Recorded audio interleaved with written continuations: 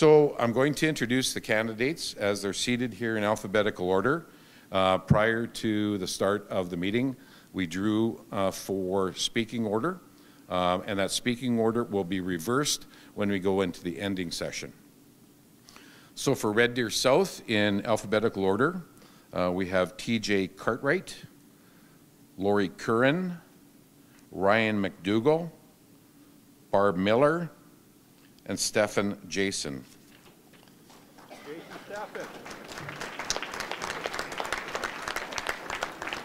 And for Red Deer North, we have Matt Chapin, Paul Hardy, Adriana LaGrange, Michael Neufeld, he's not here, and Kim Schreiner.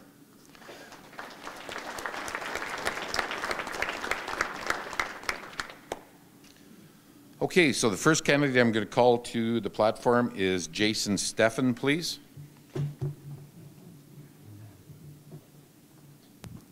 Good evening. My name is Jason Stephan. I am the candidate for the United Conservative Party for Red Deer South. Thank you so much for taking time out of your busy schedule to attend this forum. I will share a little bit about who I am, and then I will share why I am running. So first and foremost, Red Deer is my home. I grew up here and chose to raise my family here. I graduated from Lindsay Thurber High School.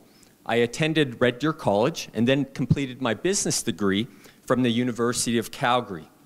I also attended its law school, and with a lot of hard work was awarded the gold medal for having the highest academic standing in my graduating class.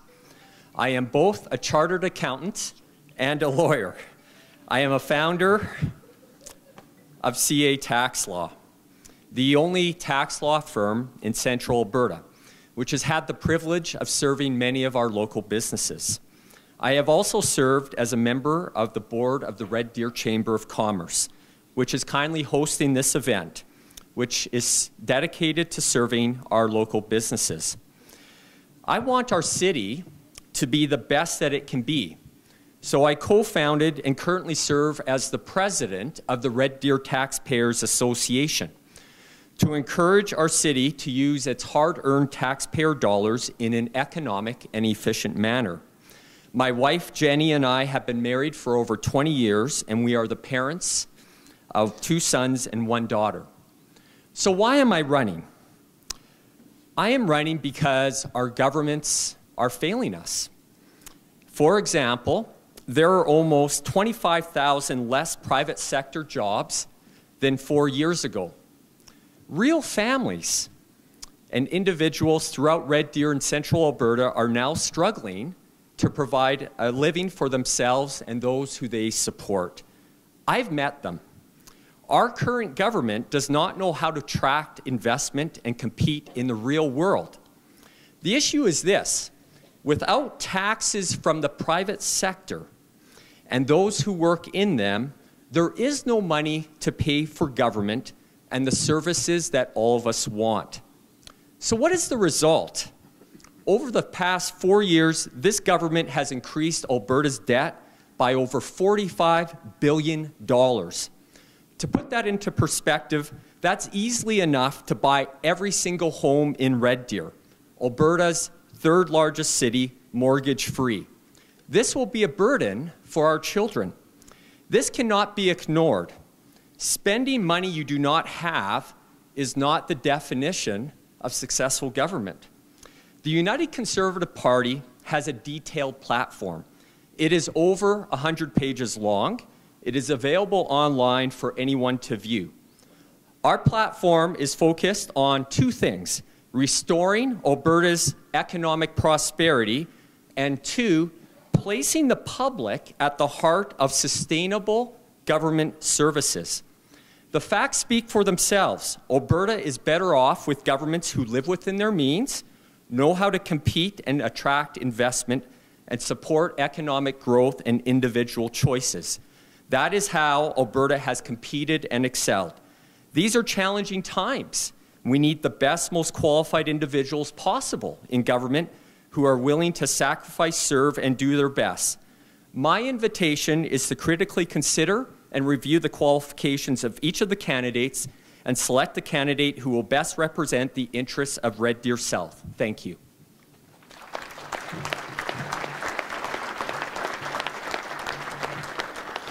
Okay, so the only guy who didn't, in the entire room, who didn't turn off his cell phone was me. I apologize for that. I got to share one quick story with you. I was on a presentation panel with Grand Chief Willie Littlechild, and his cell phone went off. And he said, it's tradition in First Nations that when your cell phone goes off, you stand up and do a traditional Cree dance, which he did. So, but anybody that's hoping for me to do a Cree dance is sadly out of luck. Okay, our second speaker, representing the Alberta Party, is Ryan McDougall.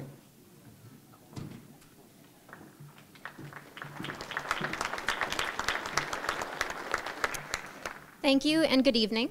I am Ryan McDougall, your Alberta Party candidate in Red Deer South. You will hear from Paul Hardy this evening, Red Deer North candidate on the Alberta Party position with regard to our hospital. I have lived in Red Deer for 21 years, have raised my family here. I hold a degree in governance, law, and management, and for the last 18 years, I have worked with families in legal crisis and with domestic violence victims, both as a family law paralegal and as a mediator since 2012. I volunteer with the Pregnancy Care Centre, provide mentorship to students at RDC College, and sit as the VP on the board of the Alberta Association of Professional Paralegals. And most recently, I've been honored to have been nominated for the Women of Excellence Award in the Business and the Professions through the Red Deer and District Community Foundation. The Alberta Party is the only centrist party with 87 candidates. We are conservative in our financial approach. We want to pay down the debt, balance the budget, build the economy, and support our oil and gas industry. But it's balanced with the knowledge that we have to continue investing in our communities, our schools, our hospitals, our senior care, and the like.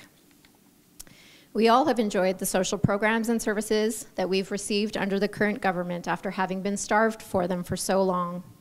I think it's also safe to say we are all concerned about the ballooning debt our province has acquired to provide those services over the last 4 years, and the increases to the taxes and levies homes and businesses are now on the hook for. The Alberta Party knows we need to find balance. This evening, you will have heard and will hear other parties speak of challenging times and economic change without any reference to the human impact of the cuts and freezes they propose or social positions they take. And from the other spectrum end, you're going to hear of only past accomplishments without mention of the debt acquired to achieve those goals.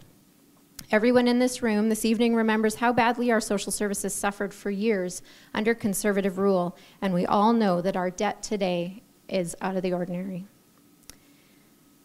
We need the best qualified, most qualified people to run our province with integrity and respect.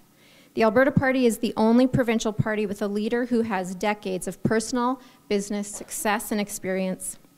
Stephen Mandel knows the ebbs and flows of our economy and how to maneuver through those times. As Mayor of Edmonton for 9 years, Stephen Mandel knows all too well the challenges municipalities and communities face in providing services and the safety and security for community members. We support diversity and inclusiveness. Our vulnerable, minority youth, and the LGBTQ+ communities have our love and protection. Our teachers, first responders, and healthcare professionals have our support, and we have announced policies to fund those areas and implement creative measures to increase effectiveness, ideas that come from you. We want a healthy, robust, and vibrant economy in our province. The Alberta Party has presented strong, creative financial policies and initiatives to build our economy and diversify our jobs and industries so our families can get back to work without having to just hope for a better global response to our oil and gas industry. The Alberta Party knows we need to spend within our means, and rather than cut services to meet the means, we will increase our means to afford the social programs we rely on. We will do both. It is time to stop sacrificing one for the other. The Alberta Party is home to financial conservatives with socially progressive minds. It's time to get this right.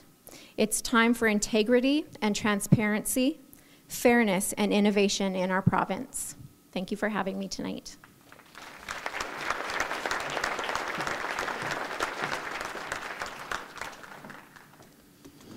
All right, the next candidate is T.J. Cartwright, representing the Freedom Conservative Party.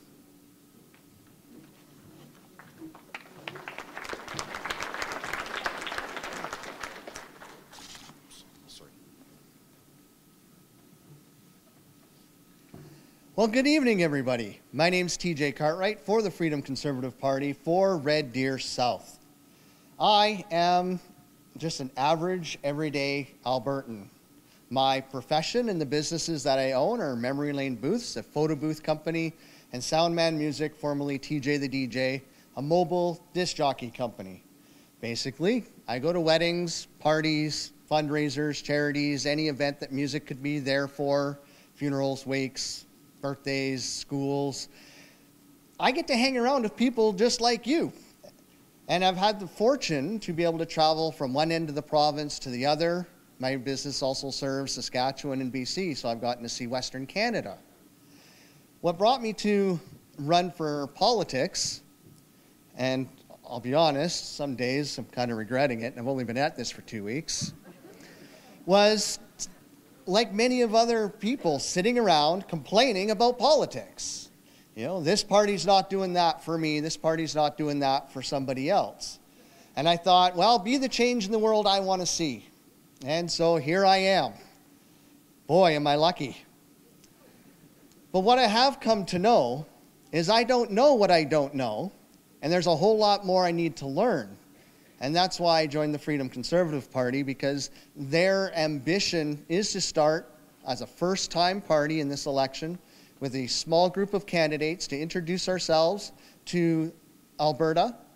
We want to give an opposition to the Conservatives that's principled, but also fiscally conservative, while also supporting workers, anybody that's in need.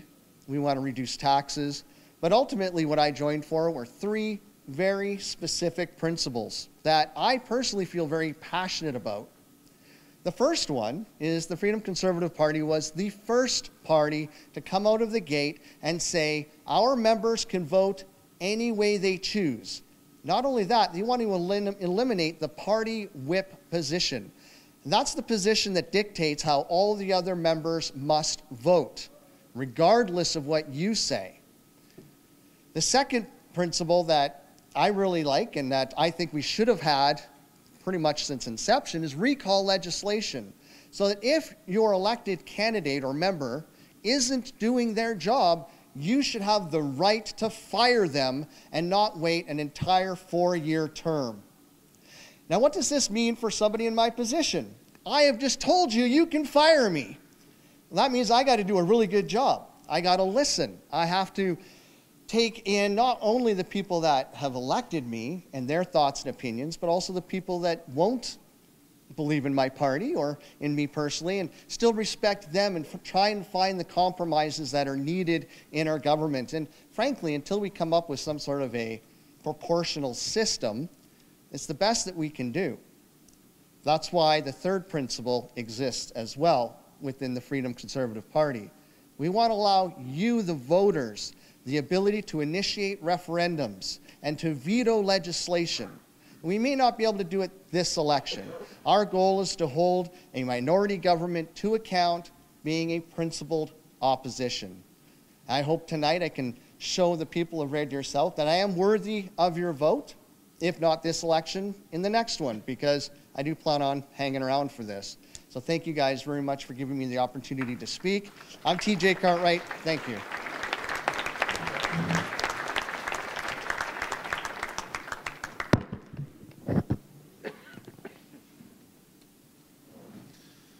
Okay, the next candidate is Adriana LaGrange, representing the United Conservative Party.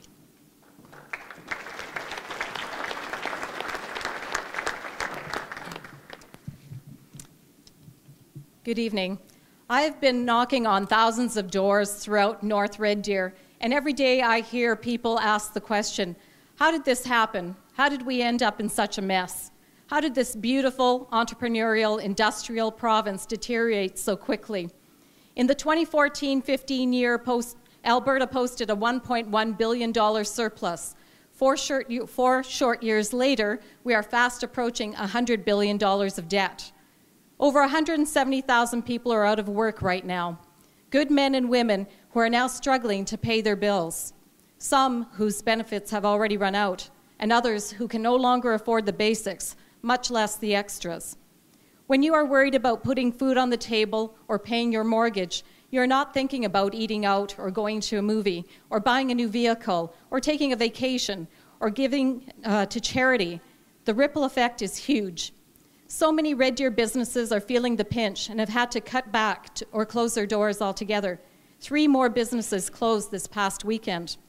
It is truly heartbreaking to hear some of the personal stories people share, like the family with 5 children in Normandeau that just lost their home, or to drive through the industrial areas of North Red Deer and see all the empty buildings and all the idle equipment. This downturn in the economy has seen greater numbers turning to alcohol and drug addiction to cope, while domestic abuse and thefts have increased. Everywhere you turn, people are hurting. While some would blame all Alberta's financial woes on the price of oil and lack of pipeline capacity, I believe one has to also consider the impact of this current government's flawed decision-making, which has led to defective legislation and policies, increased taxation, heavy regulatory burdens, and many other unforeseen consequences. For example, Alberta spends approximately 20% per capita more than other provinces on health care, yet we have higher wait times, caps on much-needed surgeries, staffing issues, and a multitude of other fiscal and human challenges. In July 2018, AHS spent approximately $1 million just in overtime for nurses in the emergency department of Red Deer Regional Hospital. 1 month, $1 million, 1 department. This type of Band-Aid solution cannot continue.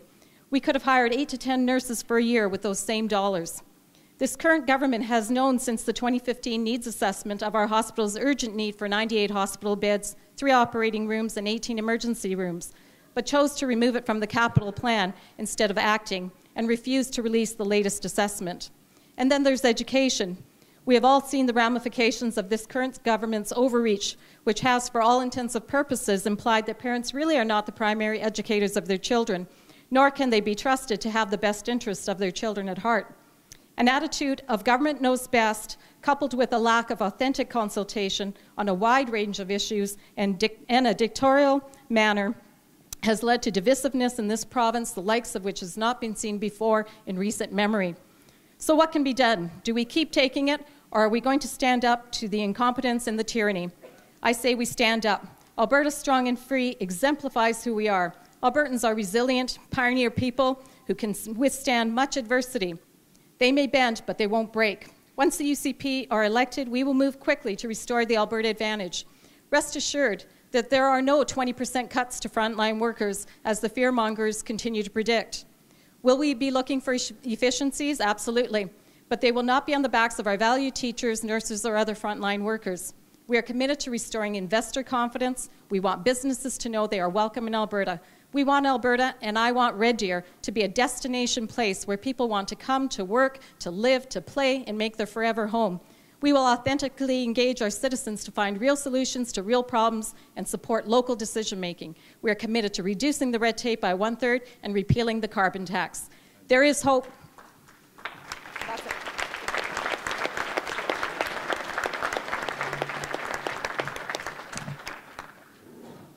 I got to say, all of our candidates are doing a fantastic job. It is really tough to figure out when your 4 minutes are up, and thank you for not jumping when I came up behind you. Next up is Kim Schreiner with the New Democratic Party.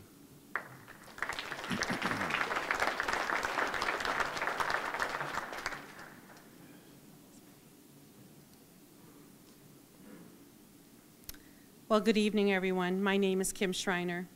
I was elected as the MLA for Red Deer North in the last election, and I am once again running so that I can continue to serve this community. I'd like to start by recognizing that we are gathered on the traditional territories of Treaty 6 and Treaty 7. And I'd like to thank you so much for inviting me to be here this evening to speak with you. Prior to being elected, I worked as a healthcare aide and spent much of my career caring for seniors. I saw firsthand the impact that the previous government's policies had on our seniors and families. Years of cuts took a real toll on our healthcare, our senior care, and our education system. I know they took a real toll in our city. But I have to tell you that I am so proud of all the work that our government has been able to accomplish here in Red Deer over the past 4 years, because we have done a lot of work to make up for the years of cuts under previous governments. Our government listened to what Red Deer needed, and we took action. We built and modernized schools, 5 in Red Deer alone. We are building a new courthouse, and we helped fund the airport expansion, which is good for business and the economy.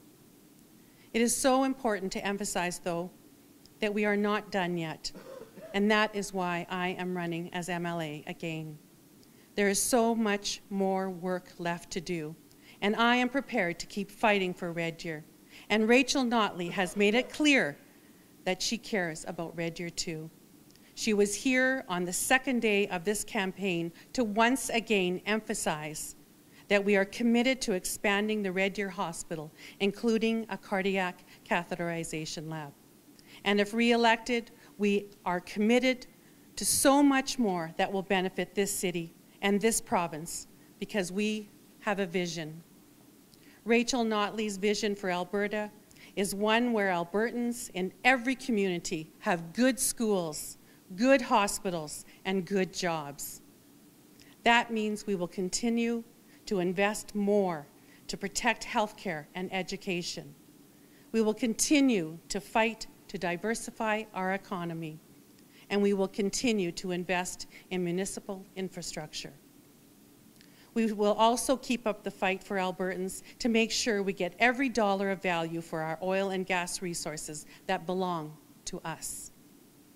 That means continuing our Made in Alberta strategy, which is the single largest energy diversification effort since the days of Peter Lougheed. One that is getting us results. To date, our plan has created over 10,000 jobs and unlocked $12.6 billion in private investment. And we will continue to lead the fight to build a new pipeline, a fight where we have been seeing success. As a direct result of our efforts, now more than ever, Canadians stand behind us. When Rachel Notley started this fight, just 4 in 10 supported us. But thanks to our efforts, that number has gone up to 7 in 10. And that includes the majority of British Columbians. Other people in this province have been busy picking fights with Ottawa while we have been working successfully to rally the rest of the country behind us, because we are focused on fighting for what matters to Albertans. And I can promise you that I am focused on fighting for what matters to Red Deerians. I am so happy to be here this evening with you to take your questions. Thank you.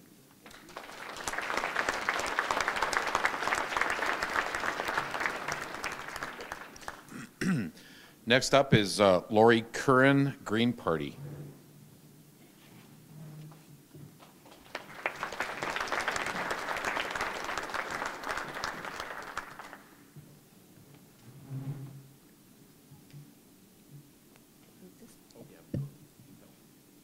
I don't know, maybe that's good. Hi everyone, and thank you for giving me this opportunity. My name is Lori Curran, and I'm in the Green Party candidate for Red Deer South. I have been a Red Deerian for 20 years and have had various jobs in my life. Presently, I am a holistic nutritional consultant, a registered massage therapist, and a small business owner. I am a wife, proud mother of a son and a daughter, and now best of all, grandma to a 3-year-old little girl. It is mostly because of her and her generation and all the generations to follow that I have decided to try to be part of a solution to the present challenges in our world. I am fed up with the corruption and unfulfilled promises that seem to be the norm in today's politics. My own values align closely with the 6 principles of the Green Party: respect for diversity, nonviolence, ecological wisdom, social justice, sustainability, and participatory democracy. The Green Party's priorities are the people and the planet. Most of us agree that climate change is real, and we don't have much time to prevent the worst of what that will mean for the youth of today. A Green Party government would take immediate action to rapidly transition to renewable energy and a new green economy. Presently, Alberta is lagging behind in the renewable energy sectors. Albertans are smart, tough, adaptable, and resilient. We can diversify and adapt with old values and new ideas. Other political parties seem intent on holding Albertans back in what is an industry of the past. Sure, we will still need fossil fuels as we transition, but for our future, we need to focus on innovative and sustainable industries and get our heads out of the oil sands. Other examples where the Green Party would focus investment and retraining are geothermal. There are over 77,000 orphan wells in the province, and laid-off oil workers have the skill sets to convert them. Solar. A recent report estimated that 4.2 million jobs could be created if we invest in retrofitting.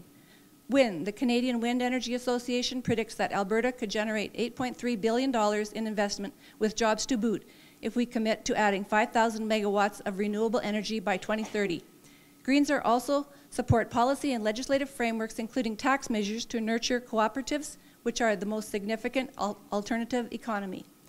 We would transfer fossil fuel subsidies to renewables and implement a real carbon tax modeled on BC's successful carbon levy, where all carbon tax revenues are used to support the development of renewables and to support other green innovation and green jobs.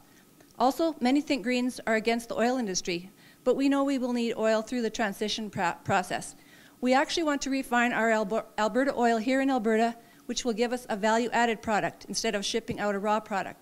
We are also for keeping Canadian oil in Canada for Canadians and using new technology to make transport much safer for the environment. A Green government would create a provincial sustainability transition strategy. Part of that strategy would be to have the province work at the local level, for example, with municipal economic development agencies on diversification, which would emphasize affordable housing, renewable energy, zero waste, cooperatives, and social enterprise development. These local initiatives would be coordinated with the re-imaging of inner-city industrial lands. We support a basic universal income to eliminate poverty and actually save costs that poverty brings on society, such as increased health care, policing, welfare, and bureaucratic service duplication costs, as well as untold lost productivity. Several pilot projects have shown that the benefits, both monetary and in the greatly improved quality of life for citizens, make a UBI program a wise investment. UBI lifts people out of poverty while giving them dignity and respect because they are treated like responsible consumers with freedom to spend the money for what they decide they need most, and this money always goes back into the community. The Green Party of Alberta favors local and Canadian investment over foreign investment because that way there is a greater financial benefit staying here to support our economy. Greens believe in communities supporting local business as much as possible and that it is wise to create local enterprises that make a community as self-reliant and sustainable as possible, especially, thank you.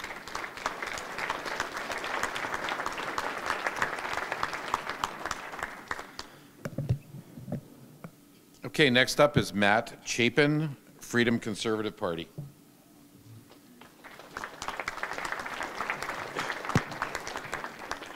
First, thank you for all you all coming out tonight. My name is Matt Chapin, and I am the Freedom Conservative Party candidate for Red Deer North.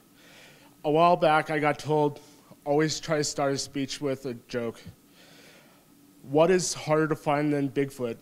An honest politician. But if you really want to find Bigfoot, I can give you my dad's phone number. But really, just to kind of refresh all minds, I'm going to take you back to October 2007. I was a 21-year-old kid, really just coming out, spending a lot of time in the Red Deer Royals marching show band, and really not knowing what I was going to do with my life or what I really wanted to do. And out of a whim, if all you remember, I was that 21-year-old kid who went up against Morris Fluelling and Jeffrey Dawson here. In all honesty, I'll be honest, I did not know what I was doing then, but I know a little more now. But really, if you remember my journey, this is my 5th election in total. And many of the issues that I've heard through this election, I've heard through all my campaigns. I cannot promise you that my party or the whole government will bring much or anything to our central Alberta because it's hard to predict the future, really. But all I can truly promise you all is, through my party, I got the freedom to represent you and fight for the things that this community needs. You'll hear about like the hospital. For me, we don't just need an extension on the current hospital, but we need to start planning for a secondary in this city. to go off that, one thing that I haven't really heard Central Alberta-wise is the opioid crisis. And to go off also, in my mind, the safe injection site. For me, I agree that it's a major issue, but we should, in my mind, instead of spending money on sites for safe injection sites across the province and giving them drugs to safely use, we should be using that money to mentally help them get off the drugs and get them into this community better to help our society. And through that, I know, in all honesty, I'm not like Buckby County City Councilor. I'm not an officer, but I know that will help lower the crime in our city and in the rural communities around our city. For me, all I really promise is that when you vote, if I get elected, I promise I will not just fight for the people who vote for me. I'll fight for every person who votes for one of these other candidates. Because really, I don't want to be the FCP MLA from Red Deer North. I want to be the Red Deer North MLA who goes to Edmonton.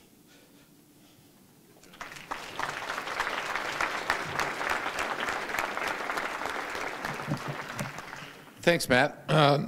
Sorry, next up is Paul Hardy, Alberta Party.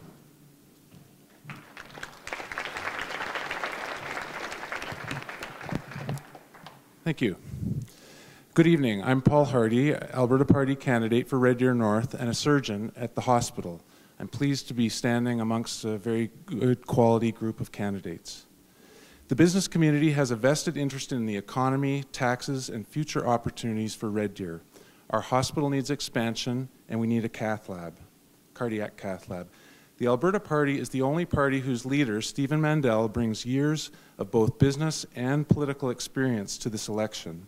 Our policies are business-friendly. We believe in balancing budgets and supporting public services. We need strong municipalities with stable and predictable funding. We believe in our oil and gas industry, but also we are a forward-thinking party who strives to diversify the economy. You may have heard of SHECA, the Society for Hospital Expansion in Central Alberta. I helped create this nonprofit society, which is fighting until we get our hospital built. For SHECA to remain nonpartisan, I stepped aside for the election. SHECA, through Freedom of Information, recently uncovered some astounding data that from 2008 to 2018, health infrastructure spending everywhere else in Alberta was from $1,000 to $1,600 per capita, but in Red Deer and Central Zone, it was $228. Think about that, over $1,000 compared to $228 for Red Deer. How did this happen? I met with Conservative politician Stockwell Day to discuss our hospital when he was an MLA in Red Deer close to 20 years ago. In 2006, we had plans to construct towers to expand the hospital. With creation of Alberta Health Services under the Conservatives in 2008, those plans were lost. The NDP were in power when we were inexplicably taken off the provincial priority list in 2016. There's an expression in medical education, until proven otherwise. A 60-year-old man having crushing chest pain radiating down the left arm is having a heart attack until proven otherwise.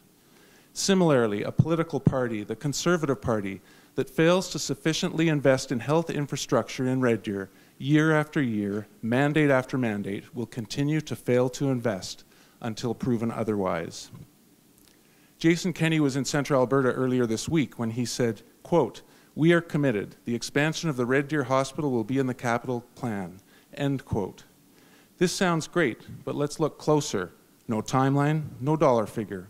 And in the same interview, he said, quote, "I have met with a number of physicians who work at Red Deer Hospital and heard their totally legitimate concerns, and that's why this would be in our capital plan," end quote.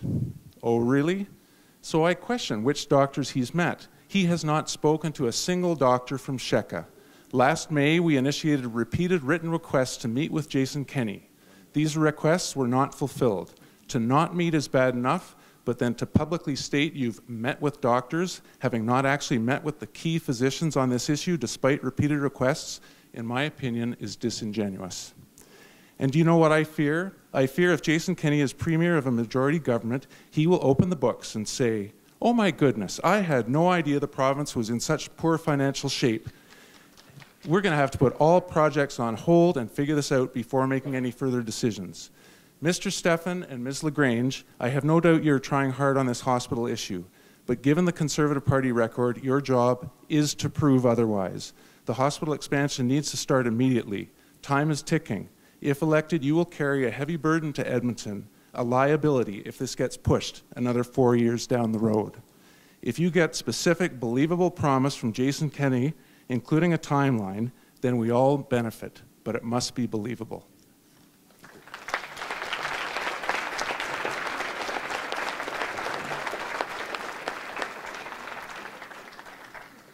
And your last speaker for introductory remarks is Barb Miller, New Democratic Party.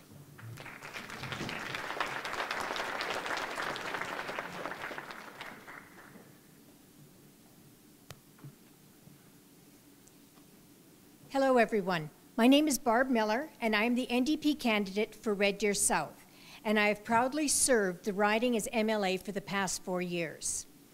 It is such a pleasure to gather with you to take your questions and to tell you a bit about my vision for the future of our community and our party's vision for the future of Alberta. I love this city.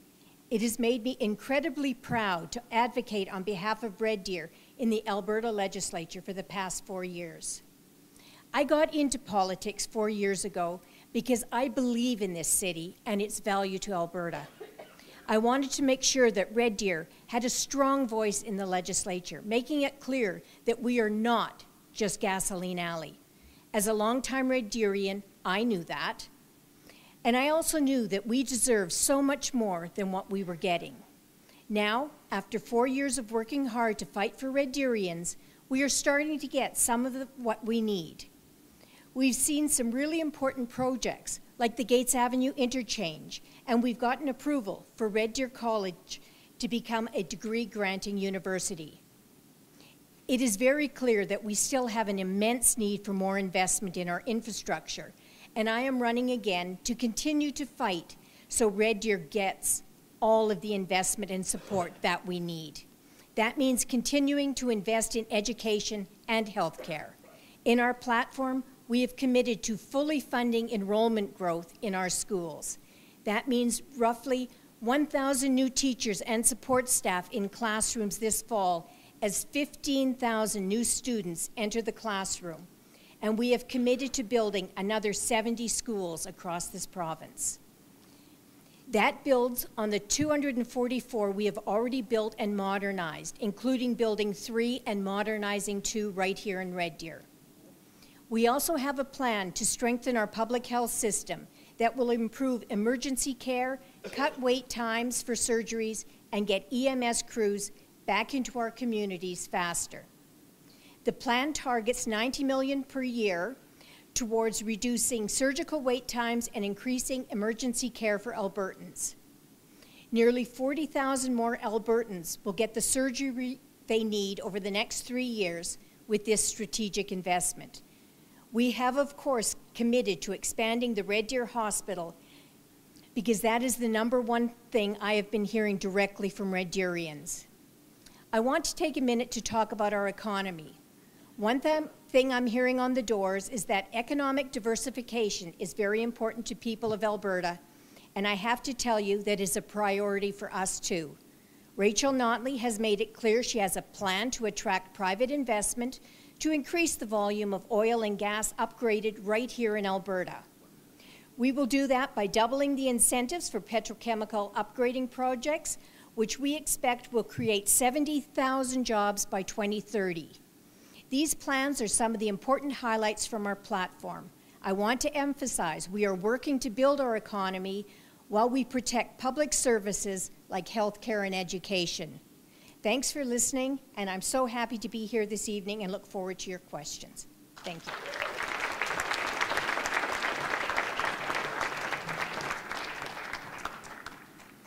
Okay, so we're going to get into the question part of it now. Each question would be put to either candidates from Red Deer North or Red Deer South.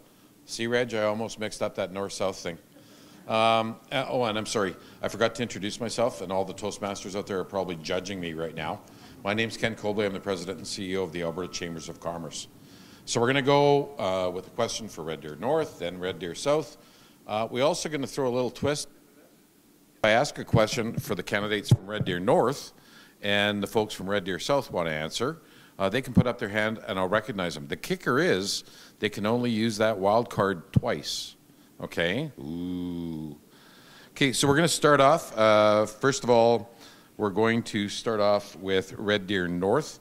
This is a question on minimum wage. Restaurants Canada reported that Alberta lost over 10,000 food service and accommodation jobs, partly as a result of the 50% increase to minimum wage. Statistics Canada shows a startling trend towards more part-time workers and growing youth unemployment. What is your stance on minimum wage? And we're going to start off with Matt Chapin first. Matt? Did I come up here? Or? No, from there. So can you, okay. Okay, for me, this is a hard question and an easy question. For me, really, when this current government brought in a new minimum wage hike, sometimes I don't think they fully thought it through, because when you increase minimum wage, the price of everything else is going to go up. Almost defeating the point. In all honesty, I could have seen maybe a minimum wage go up a little bit, but also have a youth minimum wage too for people under the age of 18. In all honesty, in my mind, I work at Moxie's Grill and Bar, not just to promote them, but really, I even seen... Time's up.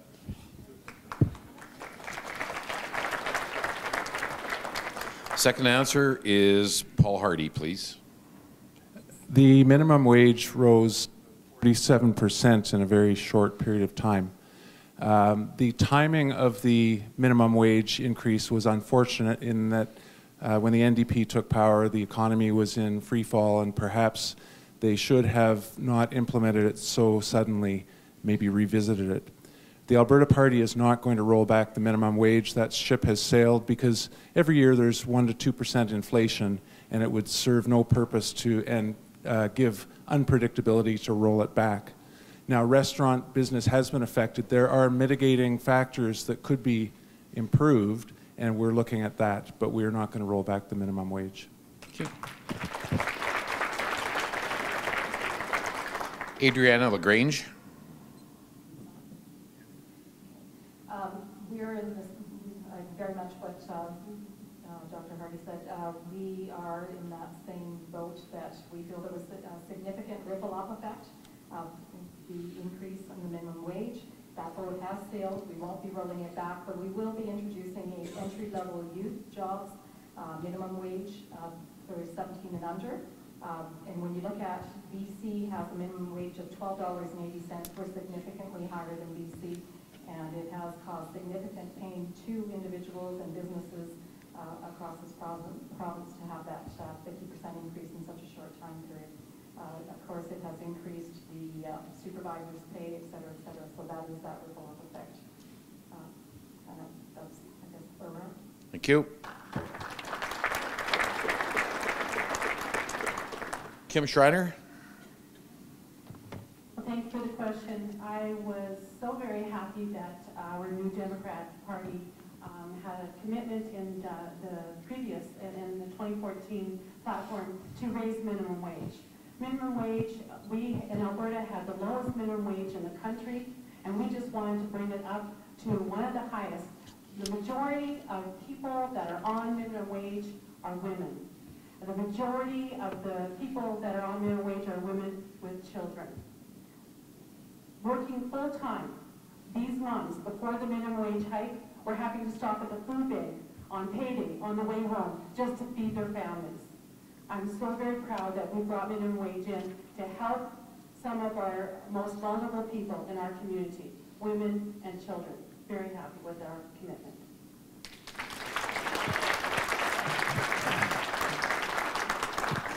Anybody on this side of the table want to burn up one of your wild card chances? No? Okay. So we're going to move into the second question of the evening. The topic is on the economy. How do you best feel Alberta can diversify its economy? And we're going to start with TJ Cartwright.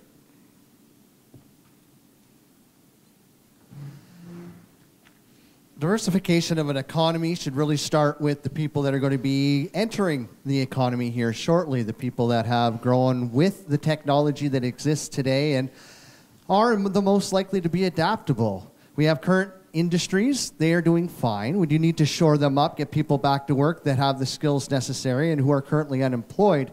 But we do live in a boom and bust economy in this province, and we need to find a way to smooth that out so we're not subject to the whims of international pressures or federal governments.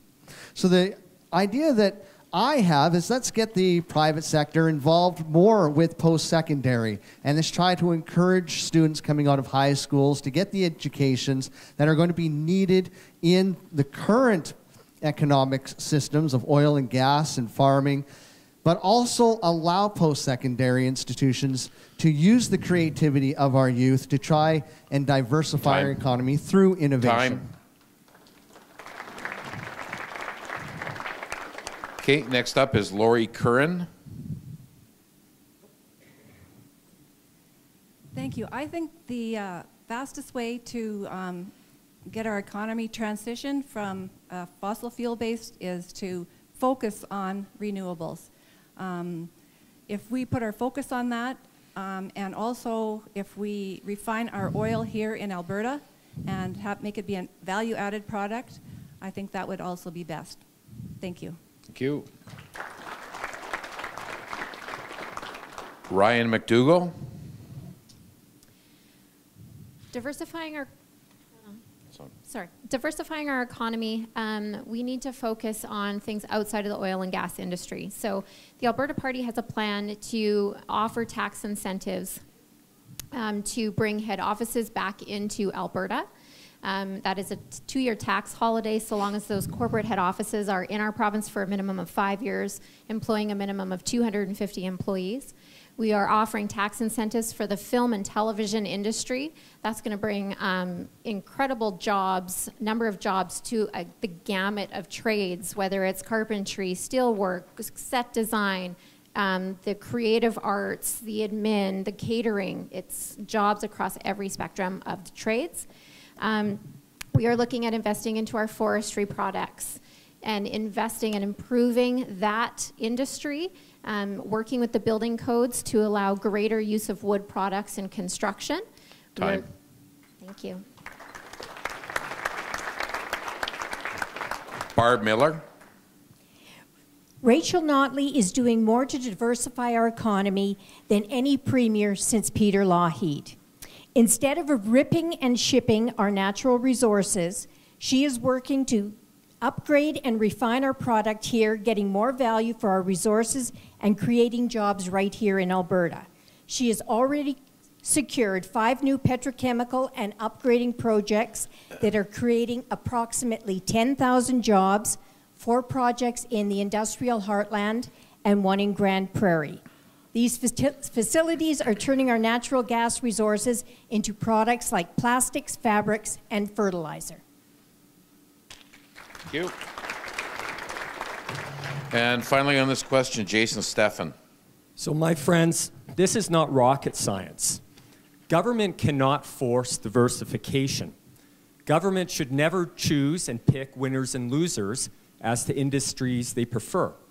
When we had the Alberta advantage, when we were the most attractive, competitive tax regime, the best, most friendly place to start and grow a business, that's how you create diversification.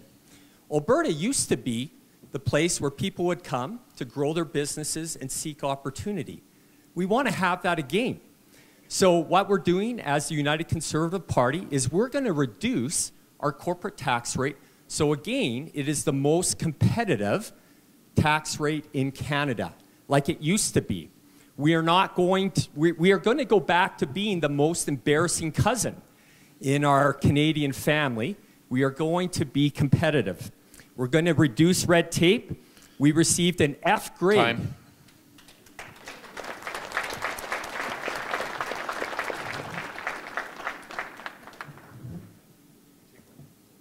Just a minute. Okay. Who wants to use their wild card? Okay, sorry.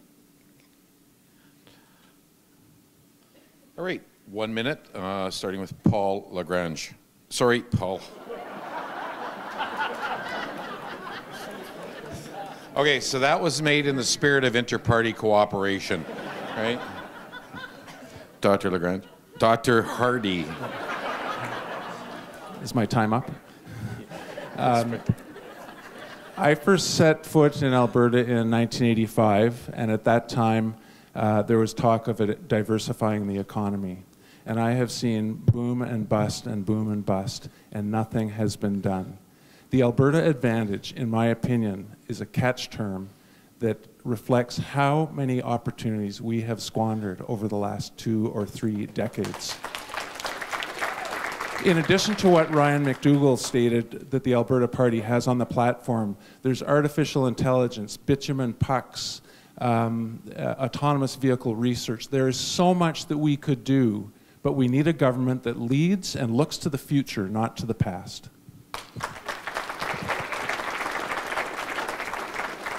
Kim Schreiner. Rachel Notley will continue to invest in diversification, bringing new jobs and opportunities to Red Deer, while continuing to focus on job creation that builds on our competitive advantages and that supports small and growing businesses. We will continue to invest in tax credits, innovation grants, and strategic investment programs to spur growth in new and expanding industries, such as value-added agriculture, food processing, and interactive media production. We will phase in the expansion of the $25 day daycare to boost women's employment, to ensure economic growth, and close the largest workforce participation gender gap in the country. We will attract and retain high-tech investment, building Alberta's reputation as a national leader in the new technologies through our ongoing support of Alberta's initiatives and creative programming such as Green STEM and Alberta Entrepreneur Incubator Program and Regional Innovation Networks. We will build on our global reputation for excellence in artificial intelligence. Time.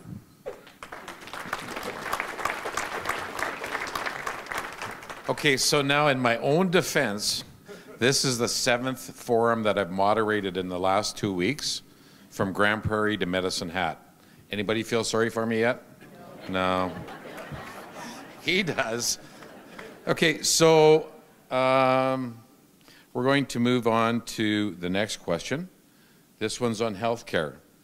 All major parties have said that they support the hospital expansion. What concrete steps will be taken to make this happen? And we're going to start off with Paul Hardy, please. Thank you. As you know, I've been advocating for many years, 2 years publicly. I would not have run for the Alberta Party had I not received assurances from Stephen Mandel back in August that he would observe the results of the updated needs assessment, which to me translates into a new hospital and cardiac cath lab. Stephen has said that, and on March 4th, the Alberta Party did announce they would expand the Red Deer Regional Hospital. Whether that's an expansion or a new hospital, doesn't matter. Something needs to be done. I'm convinced this will happen. All parties need to get behind it, and the Alberta Party certainly is.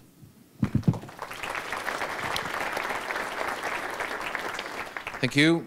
Adriana Lagrange. We've already started the conversations. I've had meetings with various doctors, and I have actually met with doctors that are on checkup, Dr. Ken Jim and Dr. Alan Poole, and yourself, prior to him running in the election. As well, we are very committed to the cardiac catheterization. And one thing that we have started is a coalition of MLAs for Central Zone. We really feel whatever benefits the central area, Red Deer Regional Hospital, will benefit all of Central Zone. which encompasses a catchment area of approximately 300 to 500, 600,000 people, depending on what numbers you're using. So those conversations have already started. We're stronger with all the MLAs advocating for these services and many more that we actually need here in Red Deer. It's wonderful to have the hospital expansion, but we also do need the cardiac catheterization, and we need so many other facilities such as a rehabilitation center in Red Deer. So I'm on top of that, and I will continue to fight for that. Kim Schreiner. Strong public health care is something that's very important to not only Rachel Notley, but all New Democrats. We will continue to stand up and say no to American-style health care. We will keep our hospitals and health centers available to everyone who needs them, recognizing the spirit and purpose of the Alberta Health Care Insurance Act, which provides all Albertans with free and equal access to health care based on their need, not on their ability to pay. Rachel Notley will ensure Albertans who require urgent care, whether it's access to an emergency department, urgent surgery, or access to a specialist, receive it. Our plan includes a strategic $90 million per year investment in Alberta's public health care system to directly reduce wait times for major surgeries and improve access to emergency rooms so Albertans get the care they need faster. Albertans deserve timely access to the high-quality public health care they need. Thank you.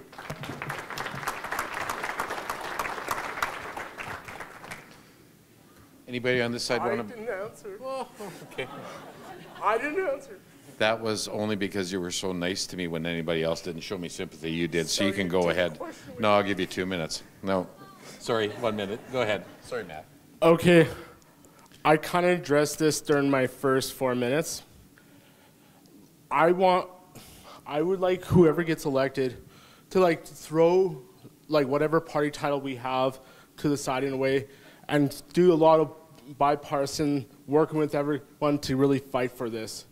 Because really, too many times we look at what party you're on and we might not get that much support. If you look at studies that come out recently, Red Deer per person is roughly gets for healthcare stuff is roughly 1/6 what a person in Calgary or Edmonton gets.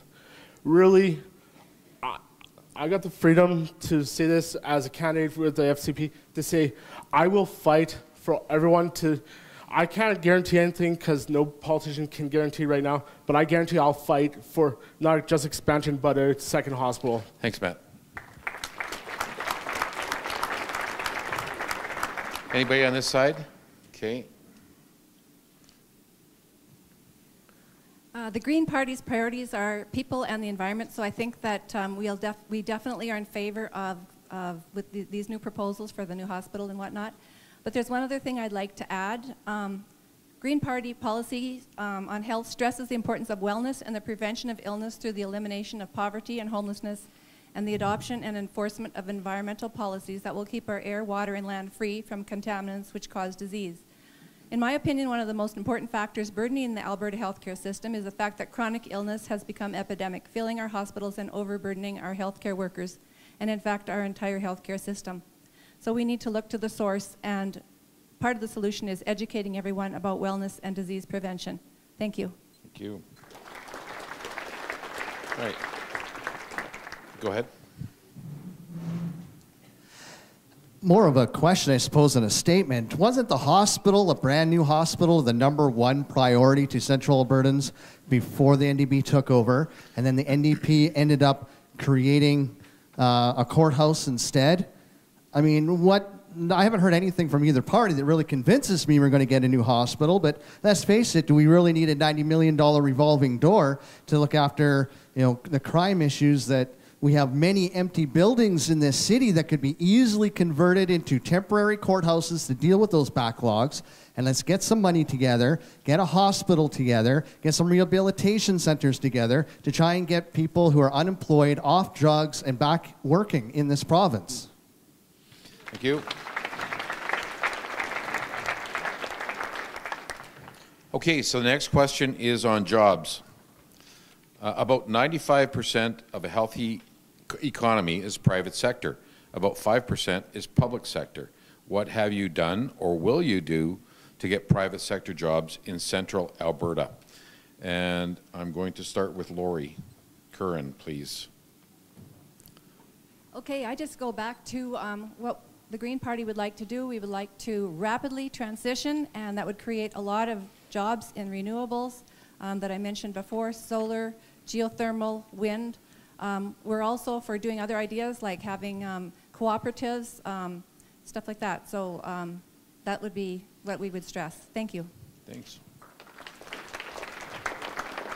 Next up is Ryan McDougall. So we are going to be reducing corporate tax from 12 to 10% at a 0.5% each year for the 4-year term. We are going to offer a small business deduction up from $500,000, increasing that, doubling that to $1 million deduction, which is going to immediately help those small businesses and private businesses return on their investment, enjoy that return. We are also going to offer a small business, capital cost allowance is going to be increased in a timely fashion so that those small businesses and medium-sized businesses will have more of an immediate return on their investment on capital assets. We are going to offer a cost business analysis, so any legislative or policy that's coming about in our province is going to be held to this analysis to ensure and a business certainty guarantee that any business in Alberta or investors coming into Alberta will know and be guaranteed that it will not cost more to run business.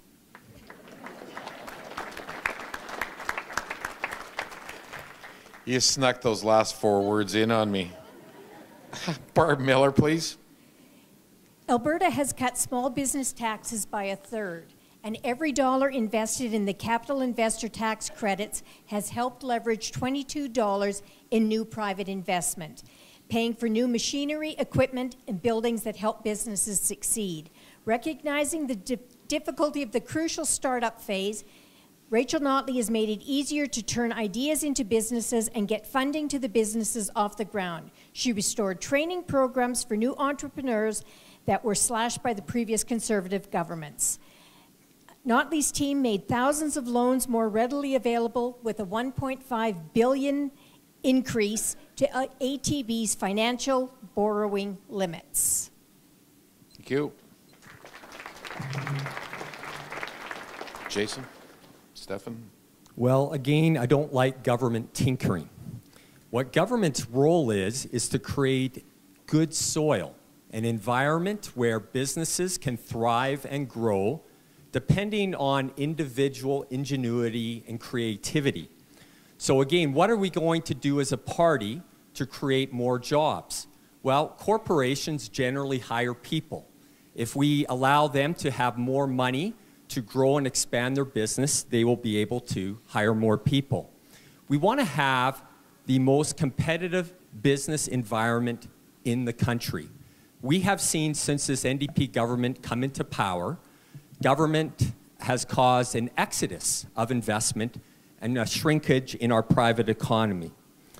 We want to have not just a 10% corporate tax rate, which is what we had before, which kind of puts us at the lower end, but we want to be clearly the best like we were at one point when we had the Alberta advantage. Time, please.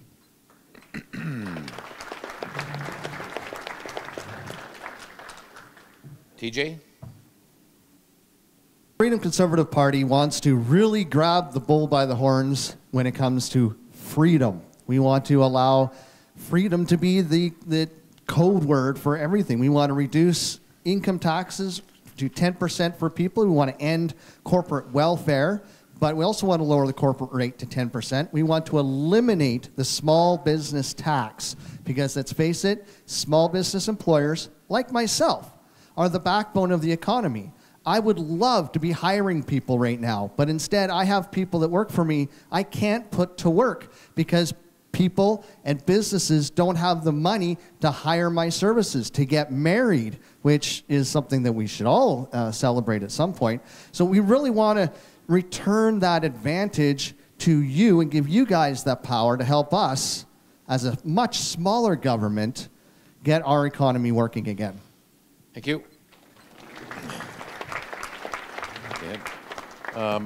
Adriana LaGrange, you want to answer? Anybody else want to answer this one? Okay, go ahead. So to piggyback on to Jason Stefan, we're going to cut taxes from 12% to 8%. We're going to cut red tape. But first and foremost, we have to stop the bleeding. And I just want to read an excerpt from a prominent business owner in Red Deer who said, "We employ about 1,000 Albertans. Our Alberta-based businesses have been materially impacted by the NDP policies. We want to invest in Alberta. However, in the current climate, we have all but stopped investing new capital. In fact, we are actually closing some Alberta bases locations due to the material impact we have experienced over the past 3 years. We've got to stop that bleeding. We've got to get people back to work, and we have a plan to do it. Please look at our 180-page plan to do it. Thank you." Thank you.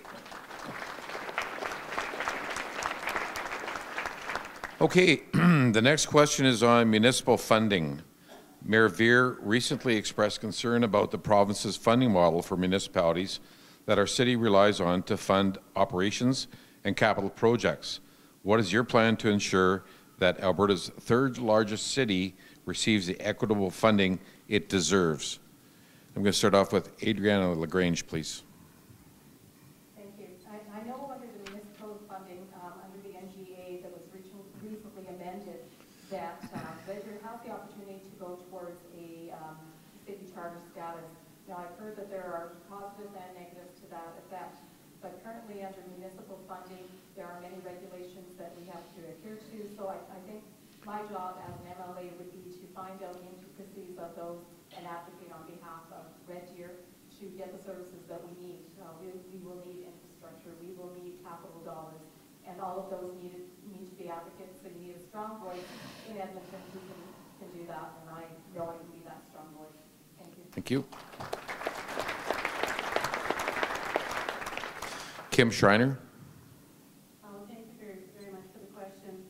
This is something that is very important in an MLA's role, and working with the municipalities is something that with our municipality of Red Deer is something that I've worked very hard with, and I've heard the concerns, I've heard Red Deer's concerns, and in the last 4 years, we've managed to get a Red Deer expansion, the expansion runway extension that accommodates larger aircraft and allows for expanded passenger and commercial services.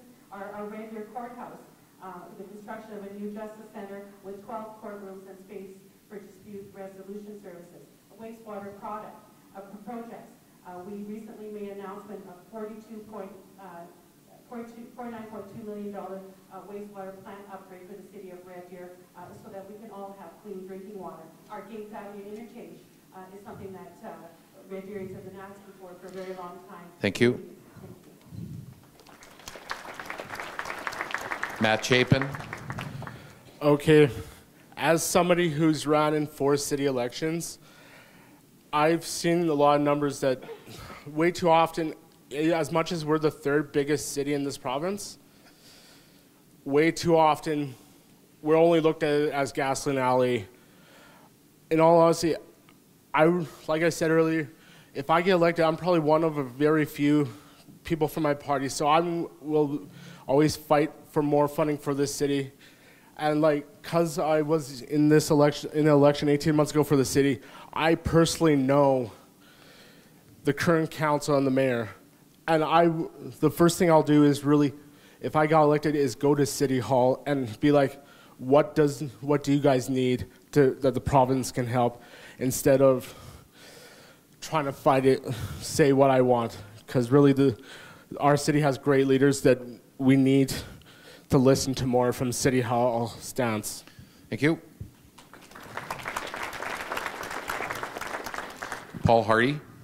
Municipalities need stable funding, they need predictable funding, and we also need more funding. As your MLA, I would fight for recognition of Red Deer and more funding, but as a member of the Alberta Party, I couldn't ask for a better leader. Stephen Mandel has spoken to the Provincial Association of Municipalities. He's been very well received. He wants to revisit the formulas for funding municipalities. which would also include taking some share of cannabis revenue and putting it back into the municipalities where it is most needed. Thank you. Anybody over here want to answer that question? Go ahead. Didn't really plan on answering this question, but there's a few points I'd like to make. First of all, we're broke. You need to keep that in mind. Red Deer and all municipalities need to strive to live within their own means, to respect and be careful and as efficient with taxpayer dollars as they can be. We need to do that as a province. We need to do that as a municipality. Now, the one thing that we should fight for and make sure that happens is that the government, provincial government, is fair and principled to each municipality. And so what I would want to make sure and ensure that is on a per capita basis that the provincial government is treating Red Deer fairly and contributing and assisting and supporting Red Deer on the same basis per capita as any other city. That is a principled basis that needs to be seen in healthcare as well. Time.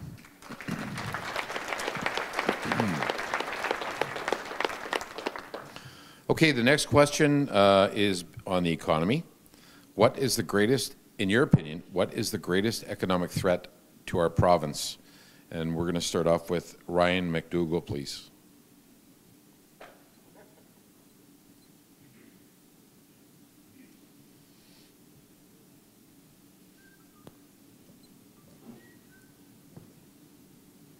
I think the greatest economic threat to our province would be to continue putting all of our eggs in one basket with regard to our oil and gas industry. We know that the use of fossil fuels will eventually start decreasing. We have to focus on diversifying and bringing different industries into our province. Our families need to get back to work. We need to improve the industry of oil and gas so our families can get back to work immediately, but we at the same time need to diversify and bring those other industries in so that our families are not constantly stuck in the ebb and flow of this cyclical recession that our oil and gas creates in our province. I think that's our biggest threat. Thank you. Next is Barb Miller. Okay, I think the biggest threat we've got in today's economy is the fact that we, like Ryan said, have got all our eggs in one basket. We have to continue to diversify, but not just oil and gas. We have to diversify our agriculture, our food processing, and we have to continue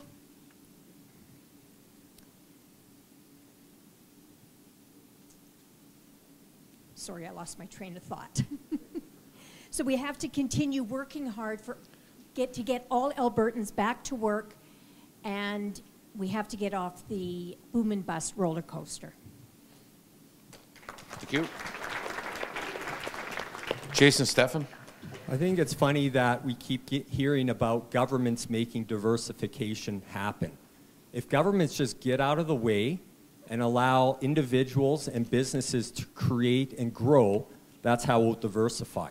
The greatest threat to our prosperity is, ironically, the governments.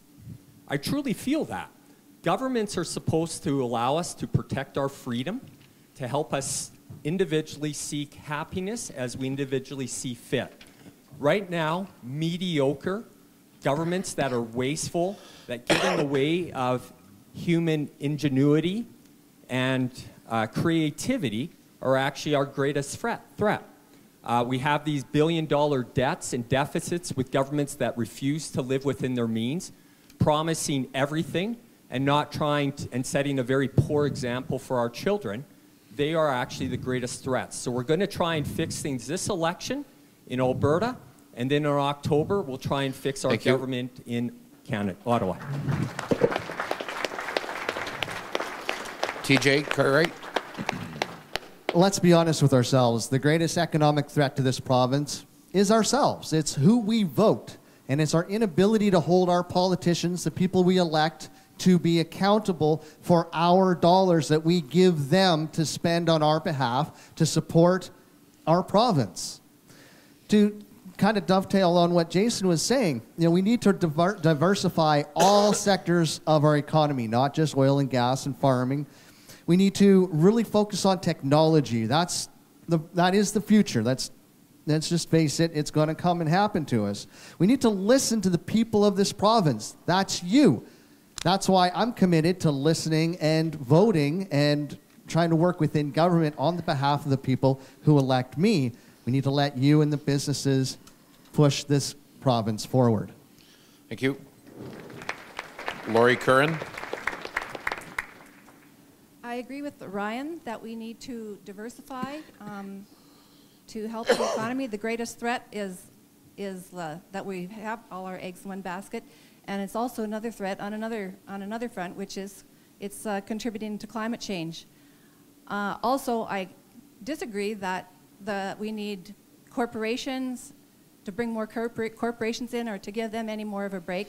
We have the lowest corporate tax rate right now, and I don't know. I don't think that the corporations have given back as much as they've taken.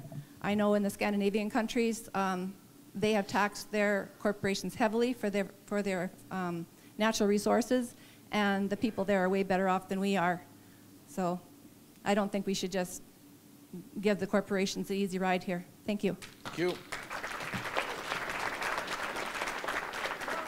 Anybody over here want to take a shot at that one? No? Okay. All right, we're going to move on to the next question for Red Deer. Oh, did I miss somebody? No? Good. Okay. The next question is on qualifications to serve Red Deer. What do you do as an occupation, or what credentials or experience do you have to properly represent Red Deer? And we're going to start off with Kim Schreiner. Well, thank you very much for the question. I have to say that the qualifications would be that you are true to your word, that you're honest, and that you're a hard worker and a good listener. Since being elected 4 years ago, I hit the floor running, and I have had an open door policy and met with so many different groups and organizations. I've met with so many people in Red Deer to find out whether it's from healthcare, education, business. I wanted to know what we needed in Red Deer, and I wanted to be able to take your voice forward to Edmonton. I worked very hard at that, and I had several meetings with many meetings with different ministers. When we had a few minutes here and there, I brought a caucus here and had a caucus meeting in Red Deer to show them. I hired a bus and put all the MLAs on the bus to show them what Red Deer was and what we didn't have and how we needed to work together. Thank you.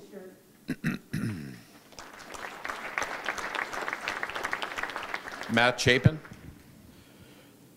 Okay, to answer the first question, I kind of answered. I work at Moxie's Grill and Bar. I work in the kitchen. I work with a bunch of different opinions in that kitchen. But to go also, I'm a caregiver to my mother who battles with schizophrenia and bipolar disorder. I'll be honest, for everybody here, what qualifications would make a good MLA is different.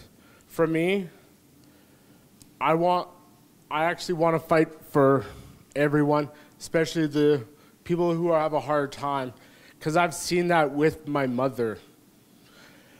I'm going to be honest, I love Ralph Klein. I might get hit by some people, but even during his time, it was hard being a child of somebody on age. And even now, it's hard to be somebody on age. My one qualification is I'm willing to listen to anyone and fight for anyone, because really... Time, Matt. Thank you. Paul Hardy. I've worked at the Red Deer Hospital for 22 years, and I've also had the opportunity to work in Yellowknife and Victoria. And as part of an administrative role, I helped move about 5,000 operations out of the Red Deer Hospital into smaller hospitals, Innisfil, Olds, and Stettler, with help from others, obviously. I wasn't doing those surgeries. But I'm quite familiar with healthcare and how to get things done. On the public advocacy front, exposing the discrepancies for funding Red Deer Regional Hospital expansion, I think that put me in a good position. And I'm a dog with a bone when it comes to anything. And I think that all issues require transparency and honesty and hard work, and that's what I'm willing to do. Thank you. Adriana LaGrange. I'm a mother of 7, grandmother of 3, soon to be 4. I'm a rehab practitioner working with the mentally, physically challenged. I've worked in various leadership roles in that capacity. I own a business. It's a family farm, and we also have an agribusiness, trucking business. I was the trustee for 11 years, board chair, and managed budgets of over $100 million, and was a contract negotiator. I've been provincial president for 3.5 years of a trustee association and national vice president for over 1.5 years. I've served on over 50 boards and committees, and I know various governance models. I have honesty, integrity, good hard work ethic, and I really have the ability to bring people together, and I think that's the skills that we need in this position. Thank you. Thank you.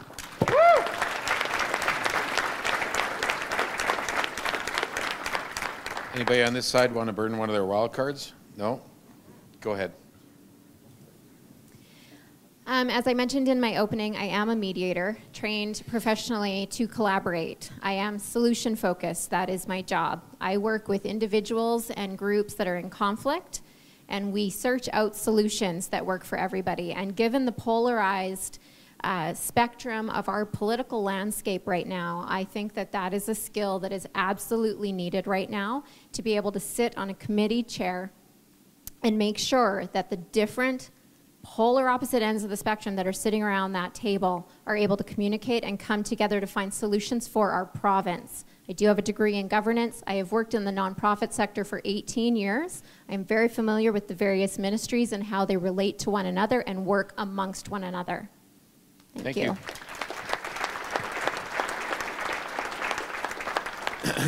All right, the next question is on carbon tax. You had to know that was going to come up, right? Okay, so do you support the carbon tax? Why or why not? What is your party's plans regarding the carbon tax? And we're going to start off with Barb Miller on this one. Okay. Our Made in Alberta plan is working. The alternative is to do nothing and have Ottawa impose their plan on us. 66% of Albertans are getting a rebate, and we can either ignore the signs of changing climate and be dragged along, or we can make our own choices. We are showing real progress because our government's climate leadership plan. We have cleaner air, less pollution, and healthier people. A booming green economy that's ready for the future with jobs, skills, and training to be the first and the best at whatever comes next. We've got support to renovate our homes, lower energy bills, grow our businesses, and take more green transit. And a massive investment in clean technology and oil sands innovation that secures our energy future and makes our province, without a doubt, the cleanest, most efficient energy industry in the world. Jason Steffen. So the NDP carbon tax is a very uncompetitive tax. I know this as a tax lawyer. We have seen a number of jurisdictions which are more competitive than us, and we compete on a global basis for oil and gas investment. When we have a carbon tax, amongst all the other things that the NDP has done, it sends a signal that Alberta is not the best place for them to make large investments.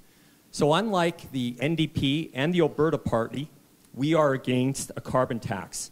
When we become the next government, we will repeal the carbon tax that we have with the NDP, and that will give us the moral authority to then join Ontario, Saskatchewan, and Manitoba to challenge the federal government carbon tax.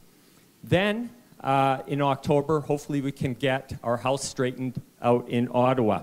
I might mention that we only... You were just getting started there. Next up, TJ Cartwright. First off, I want to apologize for Lori because I have this big, massive, booming voice, and she gets the mic next, and she's a mouse of a lady. But she's very nice. I wish you could hear what she has to say.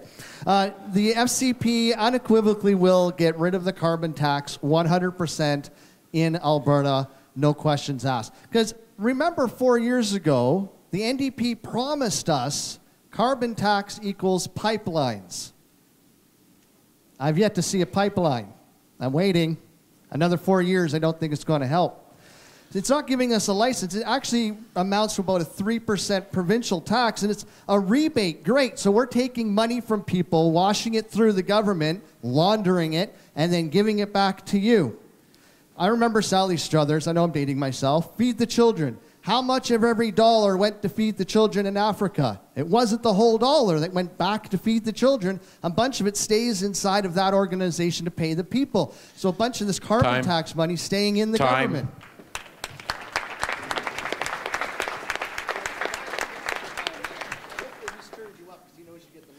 Lori Curran. Okay, well, we have kind of the opposite view on that. The Green Party would put in a real carbon tax where all of the revenue from it would be put towards renewables, and anybody that needs assistance or whatever would be rebated, which is already happening here. But anyways, the other thing is if you think of it, when you are doing something that is harmful, you want to tax it, like smoking. So it's helpful to help us go on the right direction. Thank you. Thank you.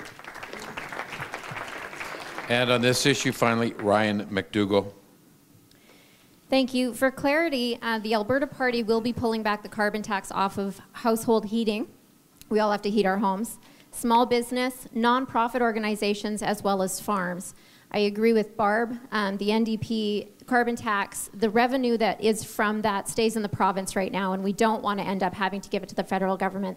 I would like to clarify that repealing the carbon tax, as Mr. Stephan has mentioned, in their policy platform, they're actually renaming the carbon tax to the TIER Fund, which is the Technology, Innovation, and Emissions Reduction Fund. So they're not scrapping the tax, let's be clear about that. They are renaming it. Thank you. Thank you. Okay, anybody on this side? Kim, you want to take a shot at this one? Okay, anybody else? Okay, go ahead. Kim Schreiner. So I'd like to comment on how the Climate Leadership Plan has helped us here locally. Over $21 million from the Climate Leadership Plan has been invested back into our region. It has helped local businesses such as Permalex with over $8 million in grants through the Bioenergy Producer Program. It has helped upgrade our transit system with millions of dollars invested through the Green Trip Program, which has funded bus replacements, intelligent transit technology, and bus shelters.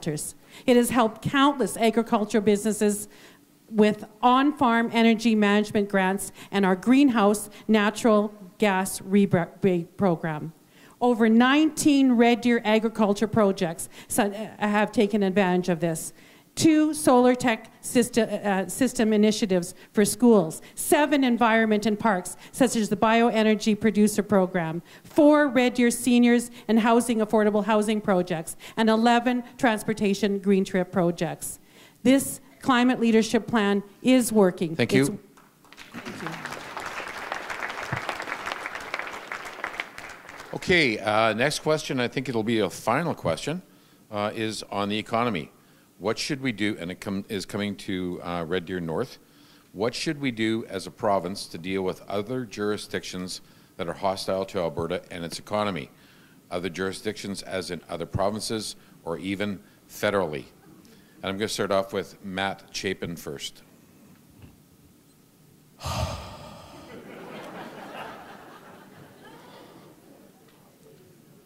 In all honesty, whatever I say here people are going to be mad at me. Really, like I said, I wish politicians would take off the politician hat and really check their egos at the door, because really, if Alberta strengthens itself with our economy, Ottawa gets strengthened with our economy. Really, for me, like it's been said tonight, we need pipelines really to get our oil to any three of our ocean coasts. But really, we also have to think about next generation industries like solar, wind, and everything. Thanks, man. Next up, Paul Hardy. To get along and work well with other jurisdictions, we need to negotiate, we need to collaborate, and we need to be strong. And Stephen Mandel is that person to do that. There's a lot of rhetoric going around, people calling it the Notley-Trudeau team, a lot of fear-mongering about other jurisdictions, and we need to get away from the political rhetoric and just negotiate, collaborate, and be strong. Thank you. Adriana LaGrange. I think there has been opportunities to be able to negotiate, collaborate, but what we haven't seen is the strength part of it. We need to get tough. We need to play hardball. We need to play hardball with Justin Trudeau. We need to play hardball with BC, who isn't giving us the reciprocal attitude that we need. So therefore, I do believe that Jason Kenney is the right leader at this time to take us in that direction, and we will get those pipelines built. I'm confident of that. Thank you.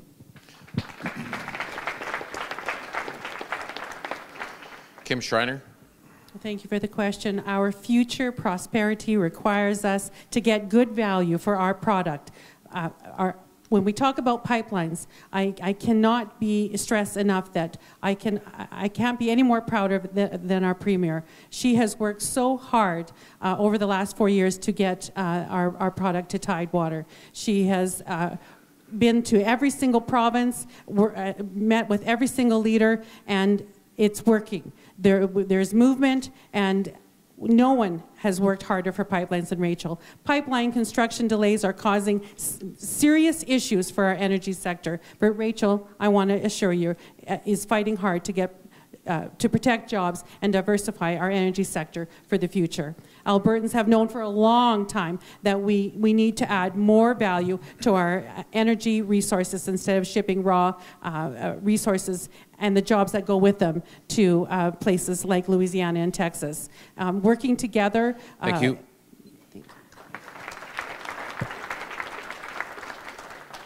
Anyone over here want to answer this? Okay, Jason, anybody else? TJ, Lori, did I see your hand up? Yeah. Okay, you want to make this unanimous? No? Okay, yeah, it's the final question. Last chance to burn your wild card. Okay, Jason Steffen, first off. So let me share how things work in the real world. The government that we have doesn't understand this.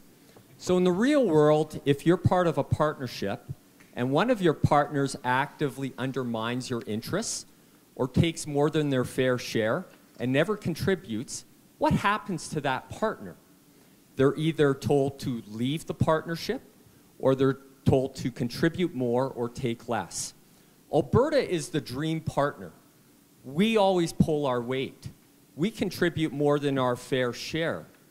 We need to apply some more real-world principles and hold our other partners who aren't being principled or seeking to undermine our interests to account.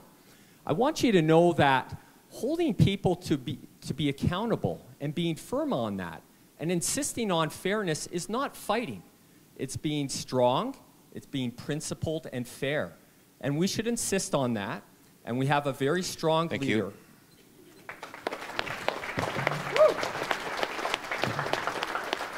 TJ Cartwright. The Freedom Conservative Party wants independence within Canada. We don't want to be a separatist party, but should Ottawa fight us and not allow us to do exactly what Quebec has been able to do within Canada, we would allow for a referendum for Albertans to speak up and send a very clear message to Ottawa. We do want to demand an end or a change to the transfer system because it's not working for us. We're currently a have-not province. We're still sending money to Ottawa and to Quebec. We want to withdraw from the CRA. We should be doing our own taxes in this province. We should have control over our own immigration. These are things Quebec has control of in their province. Why shouldn't we do the exact same here? And if Quebec doesn't, or if BC doesn't want to allow us to run a pipeline to the coast, well, we can turn off the taps to them too. It's our right as a province. Why does Trudeau have a tank? Time. Talk to me after. Laurie Curran. Thank you. Well, my real world does not involve them and us. I think we need to realize that we're all connected. We all want what's best for our families and our children, and we need to be fair with each other and collaborate. Thank you. Ryan McDougall. I think it's evident, we as a province, our families, ourselves, we are angry. We're angry at the state of our oil and gas industry and what has happened to it. That anger stems from fear. Fear of not being able to pay your mortgage, fear of losing your job, but anger doesn't help anything. And when you go at a problem with anger, it creates enemies and aggression. It is consultation and collaboration that needs to happen with strong boundaries and strong expectations from your government. That's what the Supreme Court of Canada said, is that more consultation needed to happen. It's not about fighting more and turning off the boundaries. Alberta Party is a provincial party. We do not pander to a federal party. We have Albertans' best interests at heart, and that is all we are focused on is Alberta. Thank you. Thank you. Barb? Okay. So for anybody that watched the legislative session, this is the time that the Speaker of the House says, and the time for question period has expired. So we're done. I think we got a heck of a lot better answers in this question period than we normally get from any political party during the normal question period. So please join me in thanking all of your candidates this evening.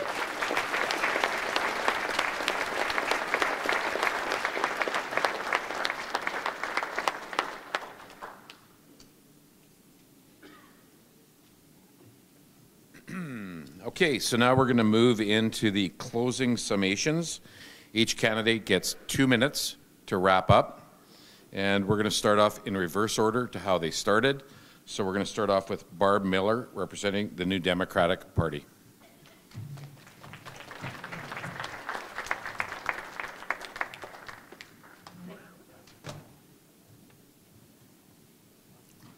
Thank you. I'd like to close by saying that the NDP government has made it very clear that we care about what happens and matters to Red Deerians and all Albertans.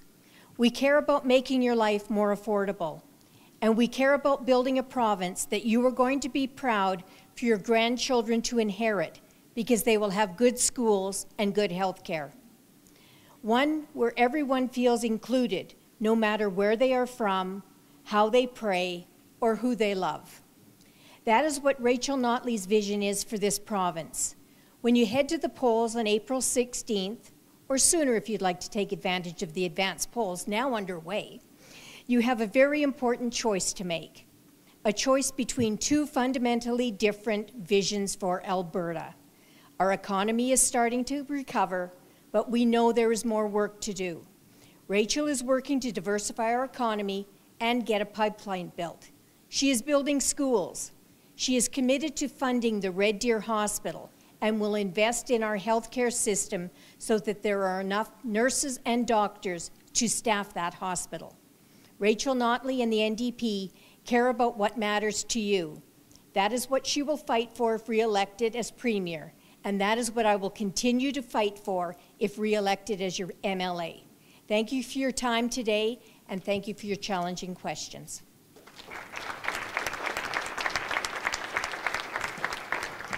So just a heads up for all candidates, I'll give you a 30-second warning when you have 30 seconds left. Next up is Paul Hardy with the Alberta Party.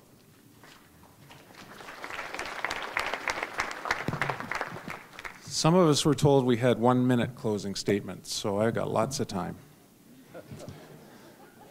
I'll just quickly talk about what I've learned before I get into my closing statement.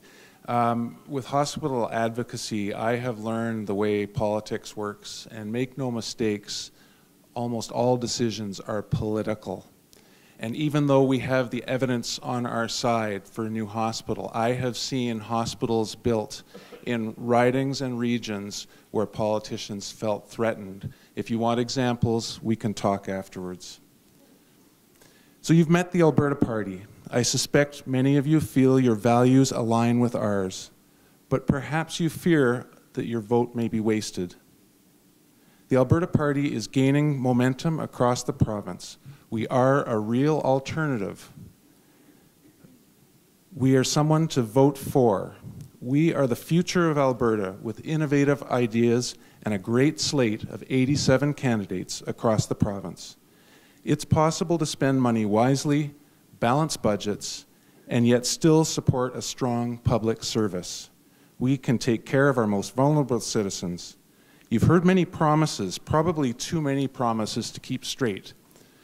But what is so important here is to have quality candidates and honest leaders. The question all candidates and leaders should be asking is similar to a question posed by an ethicist, Thomas, in 1982. The essential question is no longer, what shall I do, but rather, what shall I be? Be honest, be loyal, and be trustworthy.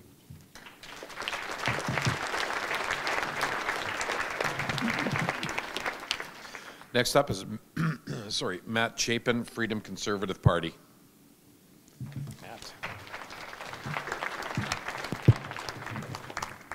Well, first I want to thank everybody to truly come and take part of this wonderful thing of democracy, because really that's one thing that makes our province and country great is democracy. Let me tell you, the people you see up here, as I got to know them in the last few weeks, whatever party they are great people. Tonight, I want all of you not just to look at each person of whose party are they from, because really, at times, each of us will probably question and disagree with our leader. I want you to think of who do you truly want as your next two MLAs in this great city. For me, I hope any of us who get elected truly look at, instead of being whatever caucus MLA from Red Deer, truly come up here and listen to all of you and truly be the MLAs from Red Deer. Because truly, when we bicker, that's when we don't get true results.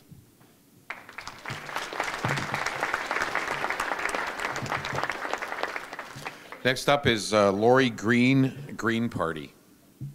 Sorry, Lori Curran, Green Party.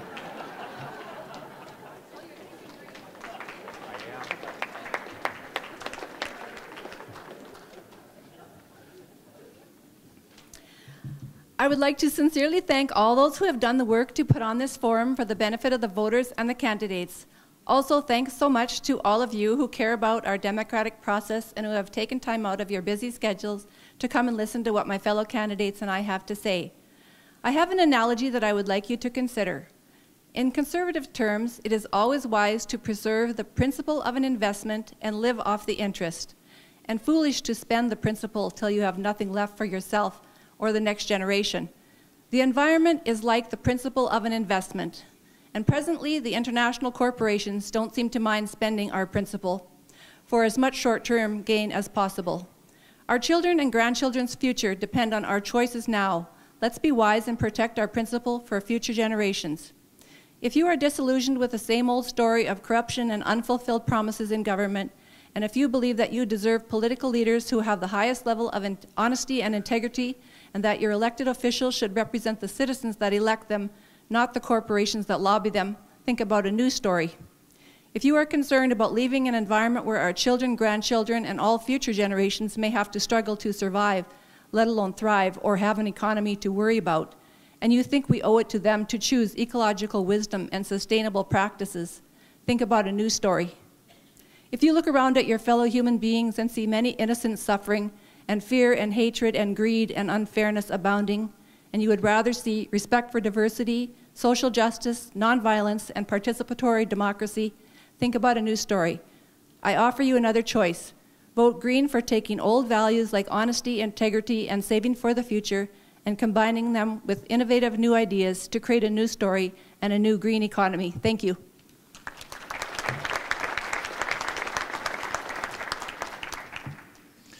Next up, Kim Schreiner, New Democratic Party.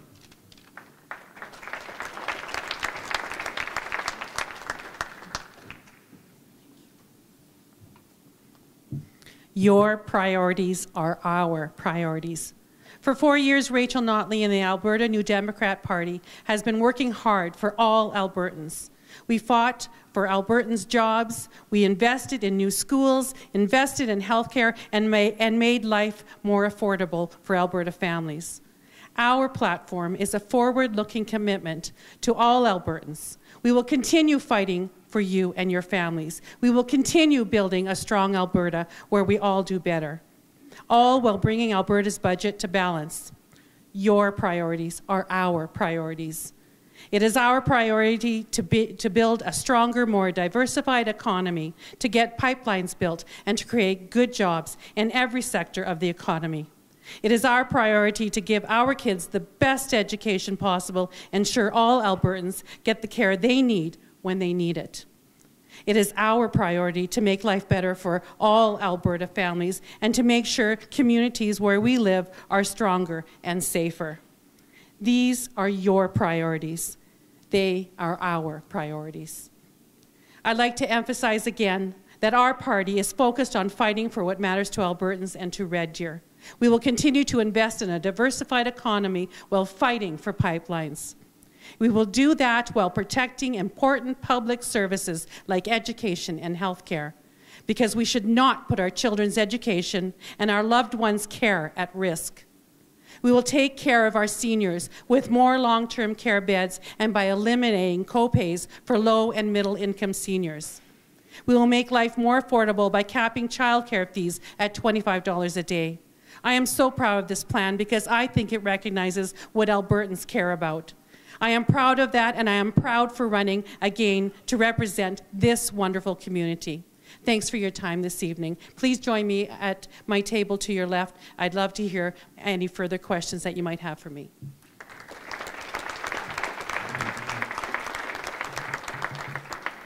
Next up, Adriana LaGrange, United Conservative Party.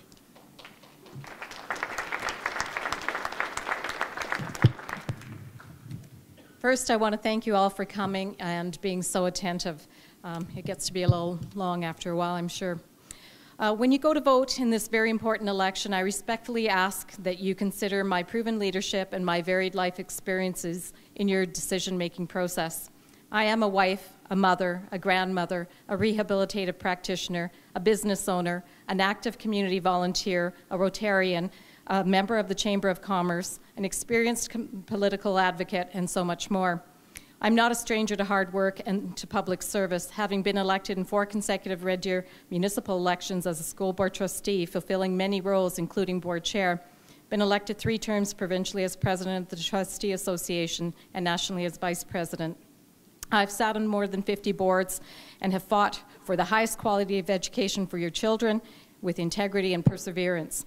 As your MLA, I will take that same hard work ethic and spirit into the provincial legislature to stand up for what matters to you and me here in Red Deer, to promote the best quality of life for all of us as Albertans. I'm so committed to it that I have put my personal cell number on all of my literature, and I have been hearing from you personally, and I have that commitment that I will take that into the next step should I be fortunate to be elected as your MLA. As I said earlier, there is hope, and as the future MLA for Red Deer North, I will be an active participant in leading that charge. While I bring a wealth of experience, knowledge, wisdom, and leadership when elected, one of my greatest strengths is my ability to unite people. I am ready, I am willing and I am able to serve you, the people of Red Deer North and this province. Thank you.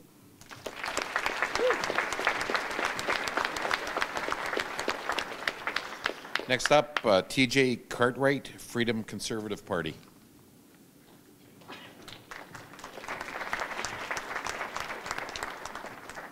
This has been a lot of fun tonight.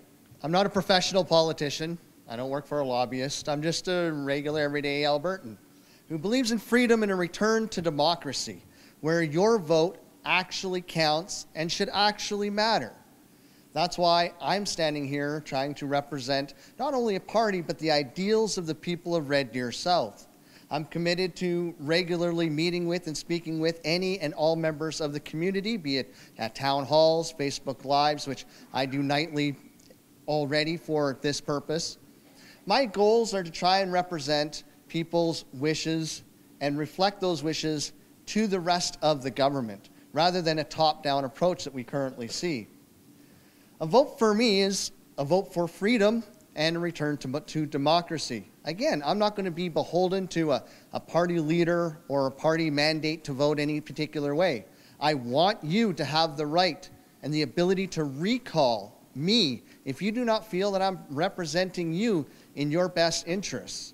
So please consider all of our platforms, but I really hope you'll vote for me. Thank you.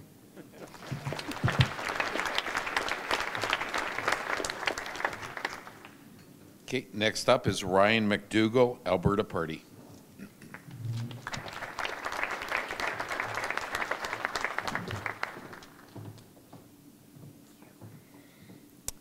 Thank you very much. The Alberta Party has created a team decorated with expertise in a spectrum of careers and professions. It is that team, along with extensive input from our members, that our policies have come from. We present pragmatic, realistic policies and ideas to move our province forward. Don't be fooled. We cannot stop a federally imposed carbon tax without incurring millions and millions of dollars in legal fees and government resources. Override a Supreme Court of Canada decision on pipelines, change the equalization formula without national buy-in, magically make the price of oil go up, or pay down the debt on an expedited timeline without cutting vital funding to our social programs. Do not vote on inaccurate, catchy headlines. To close, I will quote our leader, Stephen Mandel. Our case is simple. We can build a great economy and a kind society. We don't have to choose between the two, despite how the other parties make it sound. Albertans reject the idea that they have to choose between jobs and growth or inclusion and human rights. Our Children First plan is better. Our economic agenda is better, and will position Alberta as the best place for private investment to create high-paying jobs. Our plan to get our resources to market with a rail to Alaska is the most likely to actually move our product to market. Our ideas aren't left and right, they're about practical solutions and common sense. We have 87 incredible candidates and an experienced, successful leader. We are ready to govern with respect for our province and its people, and more voters are joining our vision. I ask you to stand with us, reject fear, and vote for a balanced and positive Alberta. Alberta Party. Vote McDougall on Tuesday. Thank you.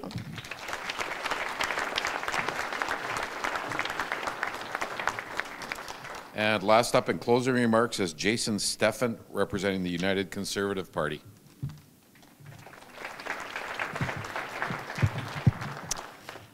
So I've participated in 7 forums. This is the last one. And I just want to acknowledge I've been up here with some great people. This is not easy, and I respect all of them for their community service. All of the parties have some great ideas, and good ideas should be considered on their merits regardless of the source. In my opening, I focused on Alberta. In my closing, I will focus on Red Deer. Red Deer is a blessed place. It is a place of great potential. Red Deer can be the most attractive city in Alberta. It is not too big, not too small. It is centrally located between Calgary and Edmonton. We have great parks and amenities, and recreational opportunities close by. We will have our own university. Red Deer is a home of great entrepreneurs, businesses, individuals, and families. Red Deer needs strong representation to champion its strengths and its needs. Someone who loves to serve and who will be listened to and respected by the new government, who is committed to work in a team with our elected city council. My intention is to be an excellent MLA, to serve with all my heart and might, to contribute wherever I am able, to care and serve for others, and to make Alberta better for our children. I would invite you to vote for the United Conservative Party to bring back our economic prosperity for ourselves and opportunities for our children. Thank you.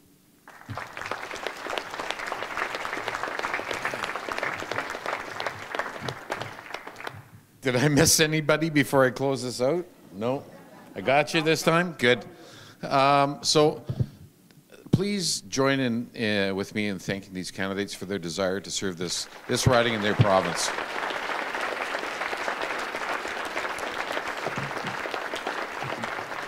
One other thank you, if I could ask you. Please thank the chamber staff and the volunteers. Without their...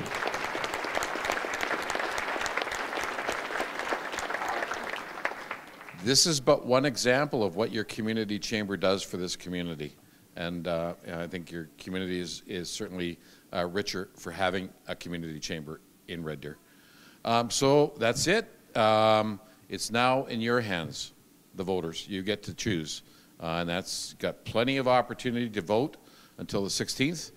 So please get out and vote one way or the other. Thank you. Or the other.